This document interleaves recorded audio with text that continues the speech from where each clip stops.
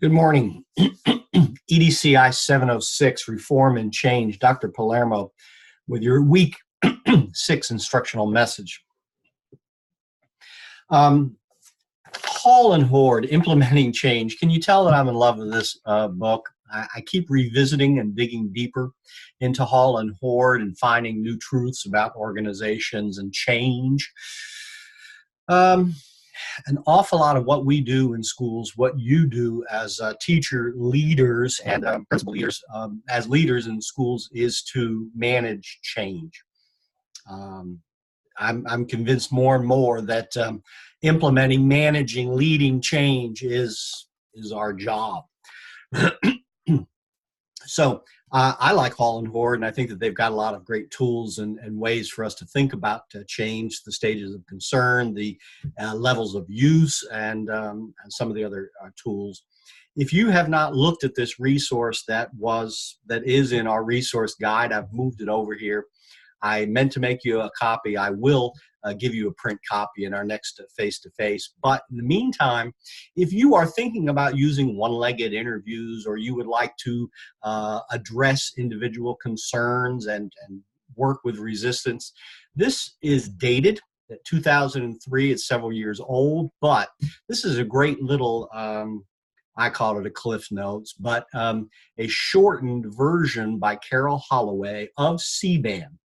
It explains CBAM. It tells us something about the theory. It talks about how to gather information about stages of concern.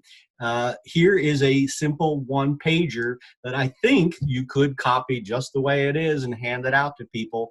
Ask them to anonymously rate themselves on their stages of concern with a particular change that you're trying to implement. Also in this little handout, how to address individual concerns. If it comes back that most everybody, the majority of folks in your faculty are at stage 1, how to address informational concerns in stage 1, or how to address consequence concerns in stage 4. So it's a short little it's a great little article, and I would encourage you to take a look at it and perhaps incorporate it in some of your work and writing. This one-pager you could use this as a teaching tool if you want to teach others CBAM. You could hand it to the group and use this as an anonymous, at least this part, as an anonymous self-assessment. What stage am I at? And here, as a leader, you can do things to try to address resistance to change. Because there are those poisonous mushrooms and those resistors who are going to want to try to sabotage the change that you're trying to lead. So what stage are folks at?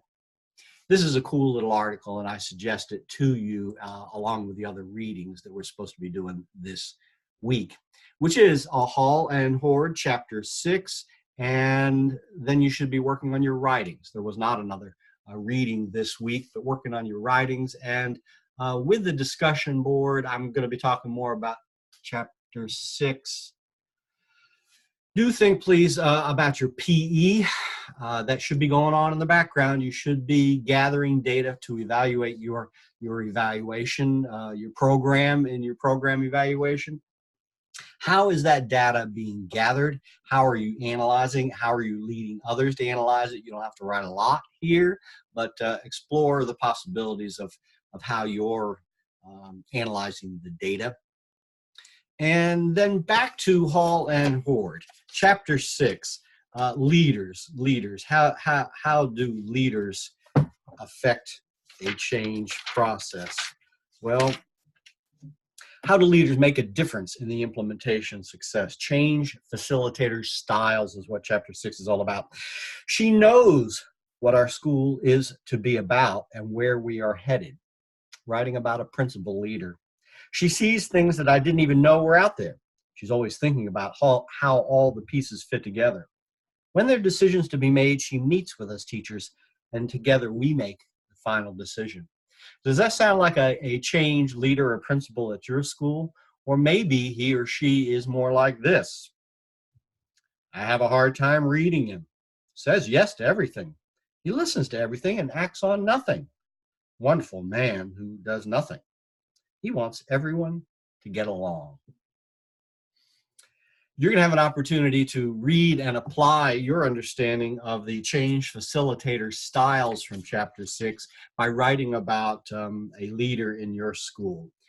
This is one of those Vegas moments where we will not share, we will not tell secrets out of class, but either describe your principal or principals describe another change facilitator in your district, either at the building level or the district level, and describe them using the change facilitator styles. There are 3 change facilitator styles: initiator, manager, and responder. And then Hall and Horde dig deeper into those 3 change styles to expand them to six styles. Check out figure 6.4 on 148. Initiators make it happen. Managers help it happen. Responders let it happen. And on 6.3, 151, 6 dimensions for change facilitator styles with examples. This, I would direct you, is the 6 dimensions that the discussion board is asking about. And again, 6.3, 6.5 is where they're charted in a bar chart. So using these 6 CF style dimensions to assess a leader you know well, rate that person from high to low, and does it describe one of the models here on 154? So think about a principal. No names, please, so that we can protect the innocent. But respond and think about a leader and describe him or her. You do not need to respond to someone else in your discussion board posts this week. So rate your principal or another leader in your building. Give us enough background information, not the name. Give us enough background information to tell us why you picked the style that you did, please. So applying the change facilitator styles with a discussion board post, telling us a little bit about your PEC, using the Carol Holloway article to perhaps dive deeper into CBAM and think a little bit more about that. Your demonstrations of understanding about stages of concern and LOUs and in the discussion boards is fine. I hope that you are using those as you are implementing changes at your school, and that you will write about those in your evidence reports. Thank you. That's all I have for you this morning. Please write or text if any questions. Thanks.